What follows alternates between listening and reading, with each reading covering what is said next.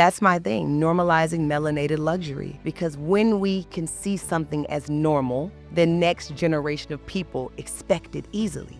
But when we've saw things all of our lives that did not feel inclusive of people who came from where you came, speak the way that you speak, look the way that you look, who's going to be the first person to decide that I can also have this feeling?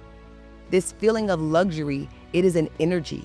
It's not just about the things. It is feeling like I deserve to take up space, that I'm worthy.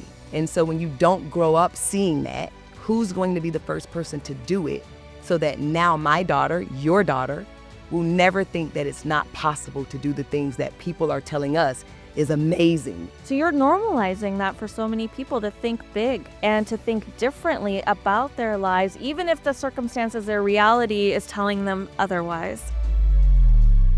I am Deepika Sandhu, the CEO of Soul Sparks Press, and I am so excited to be here today with the most hotly anticipated book to come out of Soul Sparks Press since its existence, and it is by the one and only Nekeya Parks, the Savage Spiritualist. Welcome. Thank you. So glad to be here.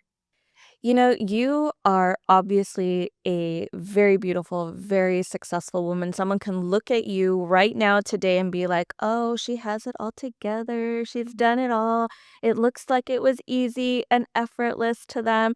And that is actually where your book starts. But it wasn't easy or effortless for you. And I want you to tell us, like, the hard times that got you to the good times here. Yeah, I mean, I have a saying now that I've learned to adore all that I've endured. And what that means is like, look, we don't get to control things that life may align, with us, but we do get to control what we make of it.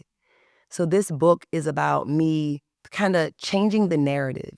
I mean, everybody has a story. Everybody has endured some hard shit. Like everybody's gone through some stuff. And my story is not special, meaning I'm not the only person in the world who has endured this. But what is special is that I'm going to tell the narrative that has probably been, perpetuated and, across Hollywood forever and ever in a way that's empowering, in a way that's not from a place of victimhood and, woe is me and the little old kind of marginalized melanated girl who struggled. And that was very important when we were writing the book. Like, yes, things happened. Yes, there are things that we overcame, but that is not going to be the basis of what we've created. And so that was very important to me. Because you've shown it in an empowering light. Like you said, we all have something that we've gone through, and yours was difficult, your childhood, your upbringing, all of it. But you've shown it in an empowering light because you've shown a little girl who always knew it was going to be different for her. And it was. Yeah. I mean, I think in each of us, I would hope that you feel like there's a spark within you that's going to catch on at some point. You don't know when. Will it be when I'm a teenager, 20, 30, 40, 50, 80? But you know that there's something in this, I call it that God piece. And so I never doubted that if I did consistently things that felt, good and aligned, that at some point my life would be the life that I loved. And when I look back at the things that people call hard or people say were trauma, I wouldn't trade it because that is the connectivity to my tribe, to the community that I've created. This is what allows them to see me as a person who kind of, like I said, got their stretch marks in this thing called life and were honored and created something that made them feel like I normalized it, that we can have this amazing life, this in spite of. And so I think that people believe that when you see a person that looks a certain way, talks a certain way, came from a certain side of town, you've already determined who they could become.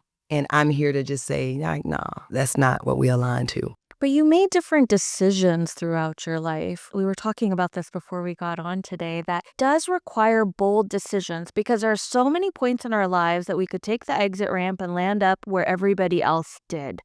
But you weren't made for that. You consciously, over and over again, made decisions that were boldly taking you forward. But not every woman feels like they can do that or that they're able to do that. Right. And especially when you come from a community that has the lights are lit up to take you to certain ramps. There's an expectation of mediocrity. So yeah, like the system could feel designed to make sure you get off at a certain ramp and get on at a certain ramp.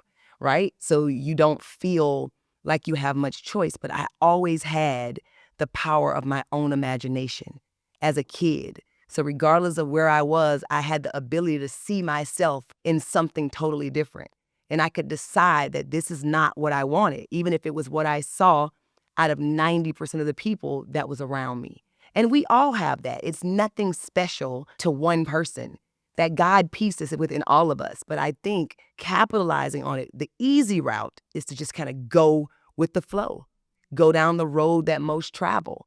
It does feel a little bit more difficult to be authentic and to choose something that may not be a fan fave, like in the way that you think. And you were always choosing differently and choosing boldly, and you weren't allowing things to just happen to you. So can you talk a bit about making those bold choices? I guess in hindsight, they're bold, right? But when you're living in these moments, like we looked at my life and reflect 30 years back. So I'm telling it from a 47-year-old woman's mind, trying to think about what my 7-year-old self must have thought. But the way that I've always did things was, and I know this is probably a bit different, but I always moved towards things that made me feel afraid. I just always felt like if I'm scared of it, it must be something good on the other side of it. Because when you do the things that feel comfortable, I guess it takes you to where everybody always went. And I grew up kind of pretty religious kind of upbringing. And I don't know the scripture in the Bible like verbatim, but it was a scripture that talked about like narrow is the path that few people take. And broad is the path that like everybody takes, but one leads to like destruction and the other one leads to like magic. And so as a young person hearing that, I always used to ask myself, is this the narrow path? And if it felt like the narrow path, then that was the one I wanted to be on because I knew that most people would choose the path that felt easiest. But the narrow path is hard sometimes, and the narrow path is scary, like you said, and you were able to conquer that and move towards the things that scared you, but not everybody else out there can do that. What do you say to that woman who's like, I don't know that I can go down that scary path? Well, I'll say that the path that you chose that has led you to the life that you are in is also scary because you don't like it. You're complaining about it. There's things about it that you don't like, you wish were better.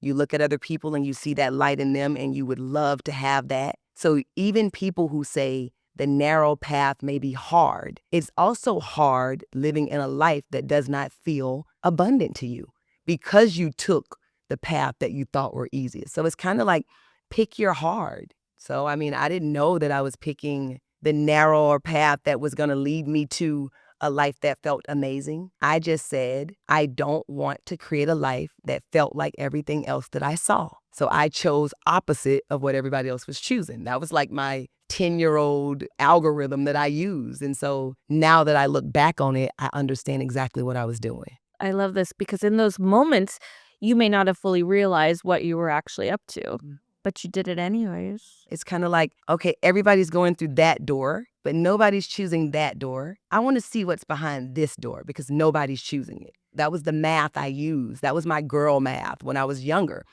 Go opposite of what everybody else is doing. Now you've shown people what happens when you go opposite. You've given them almost a blueprint for how to do this because you've done everything opposite from believing in God to not believing in God, liking the universe to not really liking the universe, from blazing your own trail professionally to now building your own personal brand. You've done it all and you're showing people that it's completely and totally possible. And it's so empowering to see a woman of your stature. You like to call it the melanated woman, but you're normalizing that this is possible for people. That's my thing, normalizing melanated luxury. Because when we can see something as normal, the next generation of people expect it easily. But when we've saw things all of our lives that did not feel inclusive of people who came from where you came, speak the way that you speak, look the way that you look, who's going to be the first person to decide that I can also have this feeling?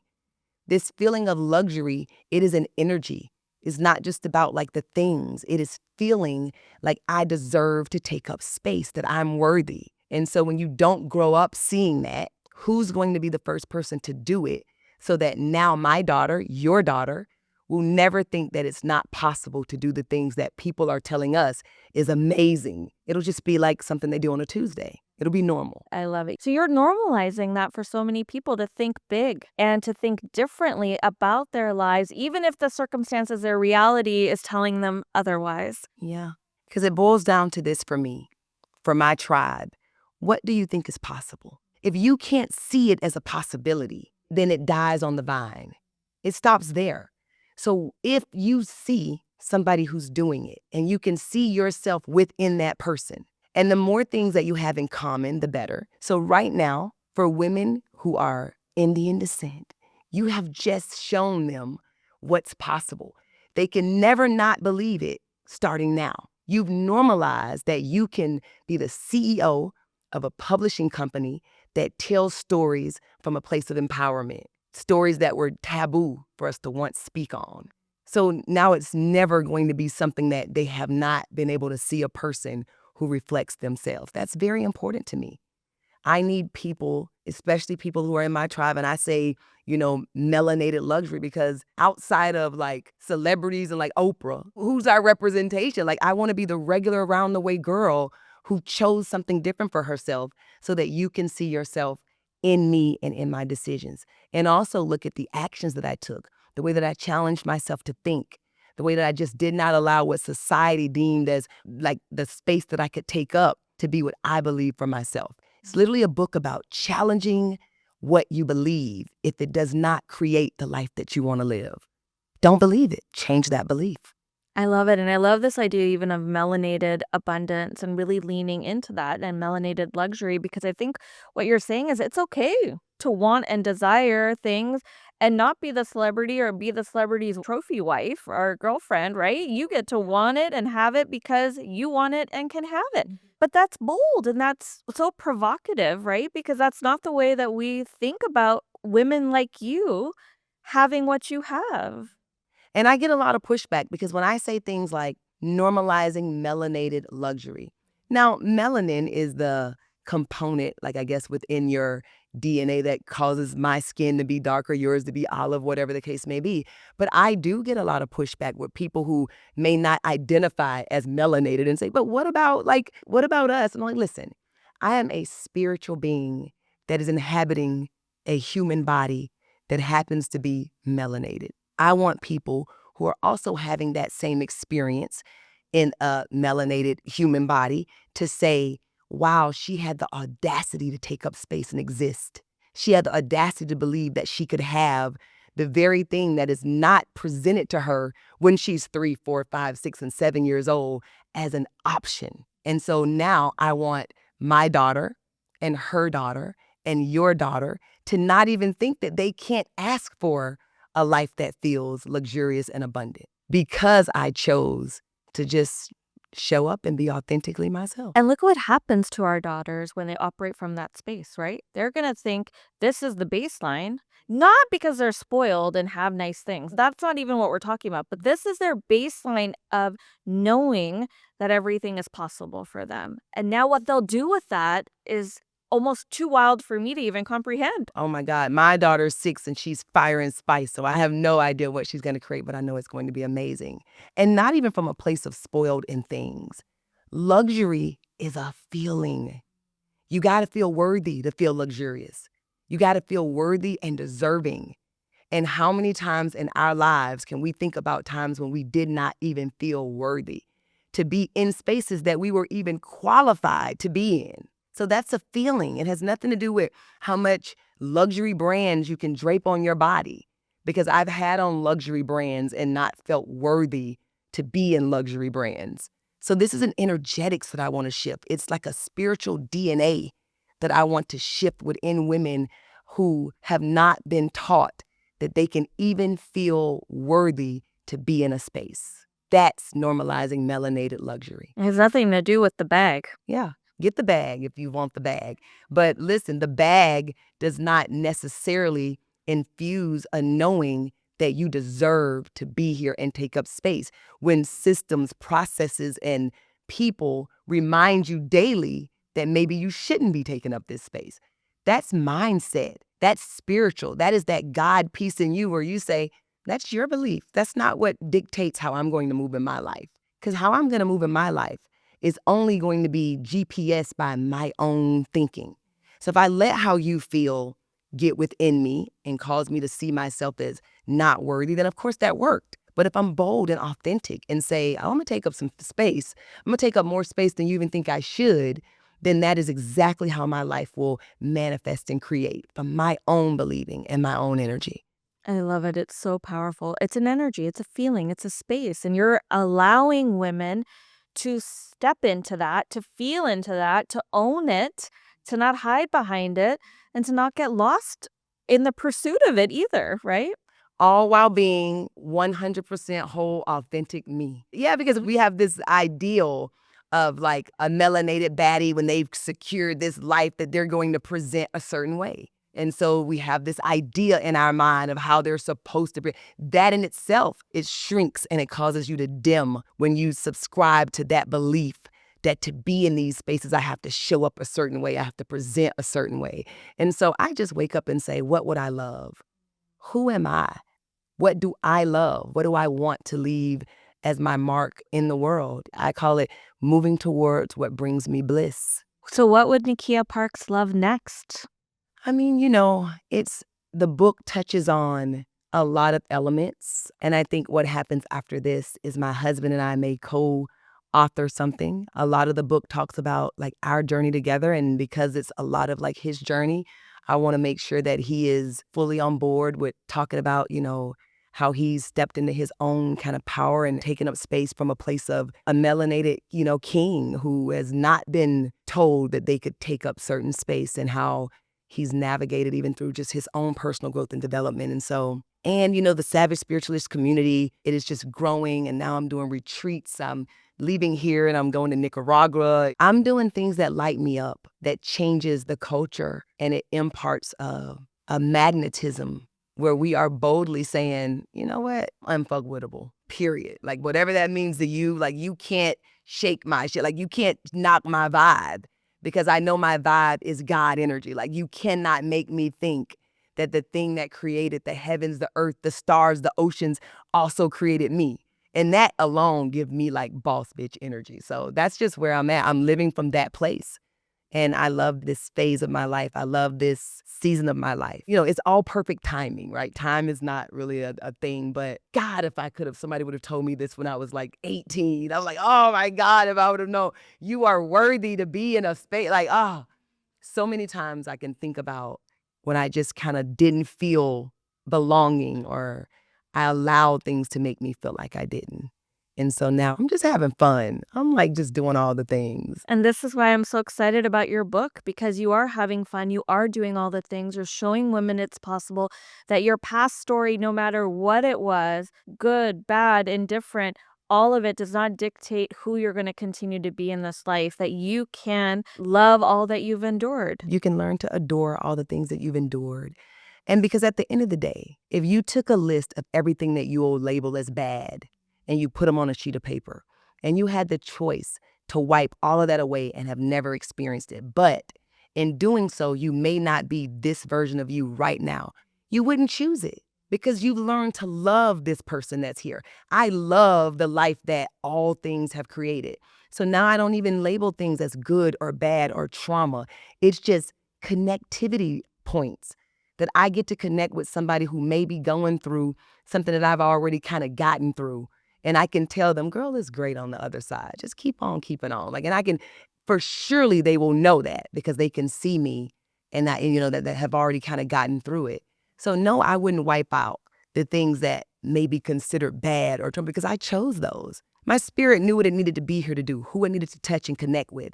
So it said, I'll go through whatever, I'll overcome whatever, I'll subscribe to whatever, if it means I get to have the impact on the population of people that I'm here to serve. I'm here to serve, and I needed all those things to be able to serve out this time that I'm going to be here, having my human experience. So, you know what? I like the sprinkles and the sparkles of my life. You know what I mean? I wouldn't want it to just be bland. You make nothing bland. You add the Nekeya to every situation. It's an honor to call you my friend. It's an honor to have you as an author in Soul Sparks Press, and we are so excited about your book coming out. Thank you. Thank you for seeing the book in me. I mean, writing a book, you have to overcome so much within yourself. Remember that if you feel worthy to take up space, start trying to write a book. And watch how that little internal hater and the critics and the whatever start telling you all the reasons why, whatever. But to push through that, for me, was a true test of you're actually living what you're saying. It's authentic. This is not about fashionable or what's in. This is really like about taking the next best steps that align with the life that I want to live. So that was it. Yeah. I love it. Thank you, Nekeya, for being here today. And you, too, can bring your sweepingly inspirational story to life just like Nekeya at Soul Sparks Press.